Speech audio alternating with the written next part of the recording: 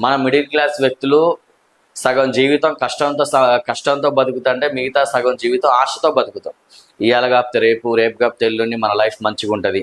ఈ రోజు ఇట్లుండొచ్చు, ఏదో ఒక రోజు నాకు ఒక మంచి రోజు వస్తుందని ఒక ఆశతో మనం బతుకుతాం. సో ఆ ఆశని క్యాష్ చేసుకునే వ్యక్తులు చాలా మంది ఉంటారు. మీకు ఆల్మోస్ట్ మీకు కనెక్ట్ అయ్యే ఉంటారు. ఈ వీడియో చూస్తున్న ప్రతి ఒక్కరు ఈ ఉచ్చులో సగం దూరం పోయి వెనక్కి వచ్చిన వాళ్ళే ఉండుంటారని నేను అనుకుంటున్నా.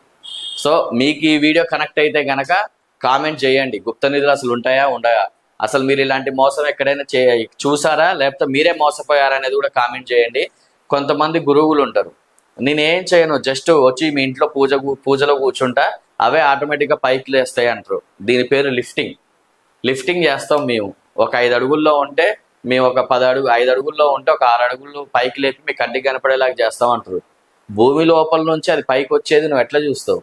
అది ఎంతవరకు వాస్తవం? అది అసలు వాస్తవమా కాదా అని నీకు ఎట్లా తెలుస్తుంది? ఒక భూమిలో మీకేం కనపడదు, ఒక కదులుతుంది, లెఫ్ట్ నుంచి రైట్కి పోయింది ఇప్పుడే, రైట్ నుంచి కిందకి పోయింది ఇప్పుడే అని చెప్పి చెప్తారు. ఇన్నోడికి ఏదో అంటారు చూసిర్రా, వినేటోడు ఉంటే ఏదైనా చెప్తారు అన్నట్టు ఉంటుంది వ్యవస్థ.